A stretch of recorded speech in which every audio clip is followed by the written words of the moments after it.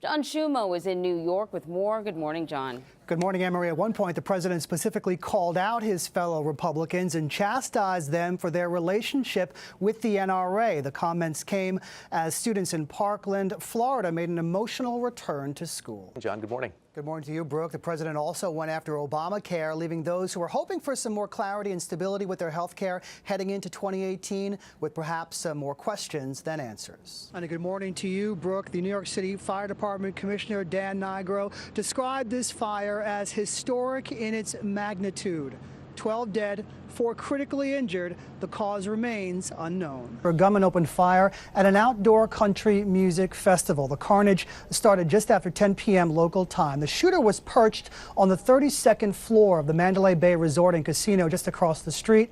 Witnesses say bullets rained down on concert goers as they ran for cover. Police say the shooter is now dead. He was described as a local man whose motives are still unknown at this time. Now, critics of the Republican-led tax overhaul insist the cap disproportionately affects higher tax blue states, states that, for the most part, did not support President Trump in the 2016 election. The president himself tweeted about this just before midnight. Trump said the fake news is going crazy with this story. He also described Congresswoman Frederica Wilson as wacky and accused her of spreading lies. The Congresswoman heard the phone call between the president and the widow of Army Sergeant LaDavid Johnson. Here in New York, Governor Andrew Cuomo went as far as issuing an emergency order a few days ago, allowing for prepayment of some property taxes. The company best known for Frosted Flakes and Pop-Tarts is now all about egg whites, fruits, and nuts. Kellogg has agreed to buy the maker of RX Bar for $600 million. The protein bars are growing in popularity, and Kellogg hopes the nutritional offering turns around falling revenues. That deal is expected to be completed by December. Retail giant Target is looking to make noise with voice-activated shopping. Target is expanding a partnership with Google to offer thousands of items for sale through Google Assistant or Google Home. That is your Money Watch report. For more, log on to cbsmoneywatch.com. In New York, I'm John Schiumo. The New York Stock Exchange held a moment of silence for the victims of the terror attack just blocks away in Lower Manhattan. 5 of the victims killed were from Argentina. They were part of a group in town to celebrate the 30th anniversary of their high school graduation.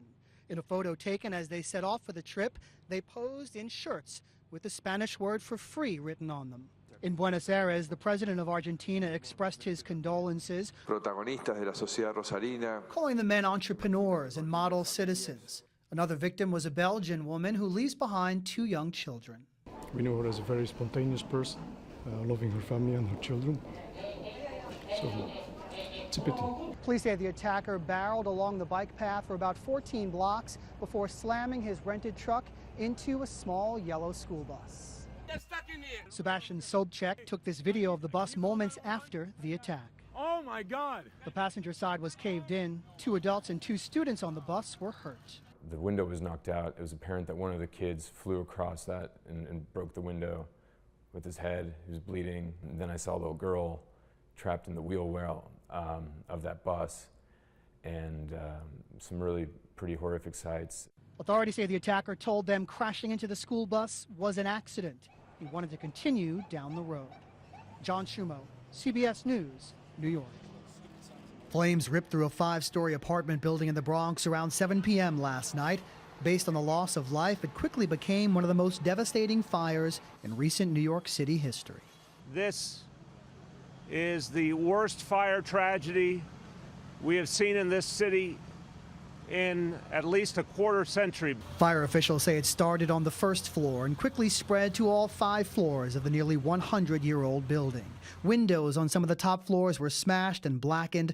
Firefighters responded within 3 minutes. They immediately extended their ladders to help residents on every floor. Witnesses say, though, even before help arrived, people inside were scrambling to climb down. They started to get everybody out, but people were on the fire escape already trying to get down on their own. That's how fast it was moving. Complicating the rescue effort for more than 150 firefighters who responded, the weather. The temperature at the time was in the low teens, single digits with the wind chill. Many of those who had to rush out of their homes were forced to flee without fully getting dressed. It was like freezing point, so it was worse for people who wasn't ready and dressed appropriately with no shoes or any of that. The Red Cross responded, handing out blankets. City buses were brought in to help keep people warm. The NAACP plans a rally at NFL headquarters this afternoon in support of Colin Kaepernick. They're pretty good in here. I cannot see the studio lights at all when I do this. What's it looking like on your end? Today marks 40 years since the Son of Sam's reign of terror over the city ended.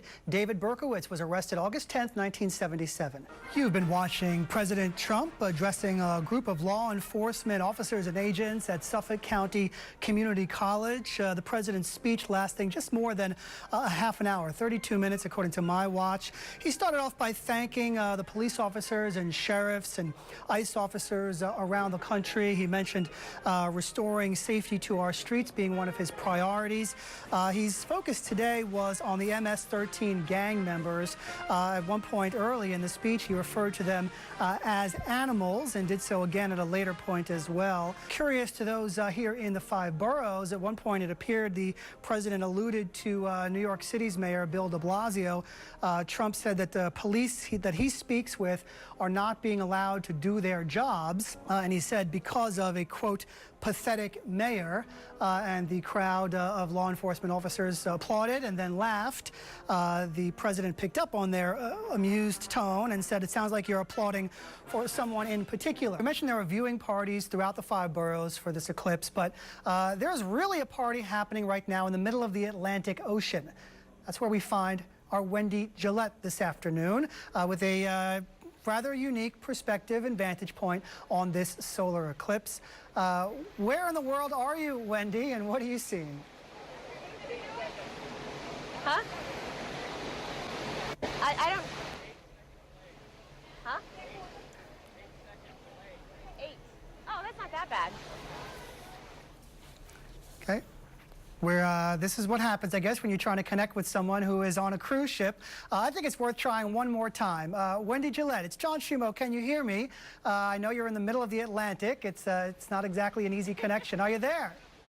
New Yorkers have a lot to say when it comes to their city. And New York One gives you the opportunity to talk every weeknight at 9 on The Call. The first newscast programmed exclusively by viewers.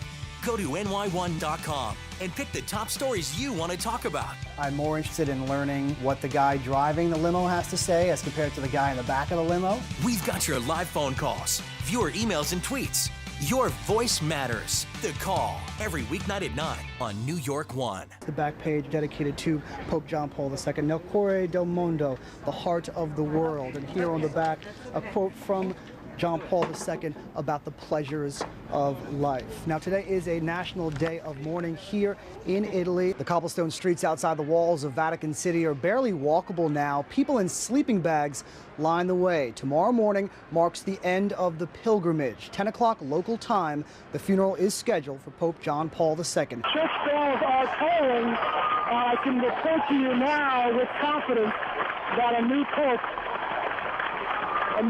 has been elected. If the signs are correct, a new pope has been elected, a successor named to Pope John Paul II. I didn't want to touch it. There was this piece of pound cake, and I remember picking it up and just walking to a car and brushing the ash along the car, and we were getting some sound bites from some witnesses, at which point a police officer came up to us while we were on the air and said, "There's a methane leak. Get out of here." We are being told right now for our own safety by the police department that we do need to stop this transmission. And there was a major development in the investigation today. 3 months after the attacks, Attorney General John Ashcroft handed up the first indictments on U.S. soil. And welcome once again to all of you. We are about a block away from the site of the worst terror attack in our country's history. The mastermind behind this attack still hasn't been caught, and we're all still here. As a lifelong New Yorker, and as someone who was standing 4 blocks from the World Trade Center site when it collapsed, as someone who lost several childhood friends last 9/11, and as someone who's covered this story every working day since, I think it is important to remember that this process must continue with integrity. It's time to recognize the best of New York City. Welcome to our New Yorker of the Year special. I'm John Schiumo. Every week we celebrate your neighbors who go above and beyond. Let's look back at some of our honorees from 2016. A handball court is just one of the places you'll find 16-year-old James Lozano. He plays baseball, wrestles for his high school team, snowboards. This Queens native never lets his prosthetic legs slow him down. I see it as like an advantage because they're like, I don't know, bionic. I don't need shin guards. James was born with a rare deformity. At barely a year old, he faced a life-changing experience. When we had to endure the situation with James, the surgery, the amputation of his legs, it was very difficult for us. Through that situation, we learned to give as much as we receive. James received support at the hospital for special surgery. Now he offers it. Doctors invite James to help children and families overcome similar surgeries. For years, he never said no. What we love about James is his positive attitude, and James has been one of those patients where he'll come the same day. Say, sure, Doc, I'll be there. What time do you need me? He doesn't do anything. James inspired Angel Alvarenga after his family learned on his 10th birthday that he needed an amputation. I see these legs, Nick's legs, and I thought they were so cool. I was like, Angel, look at that. And he's like, Mom, I want those legs. Reactions like that are why James and his family keep giving back. He has made his life an example to others, and we are extremely proud of him. I just really appreciate them. They came out at just short notice to see my son and to help me through this. It's not easy signing a paper to say you want to cut your son's leg off. If James happy, so can my son be happy, and that's it. I just want to like make the world a better place, help kids, help anybody that's in need, and like show them they could be normal, because this is normal. It's not anything different. And so, for motivating kids to live life without limitations, James Lozano is our New Yorker of the Week.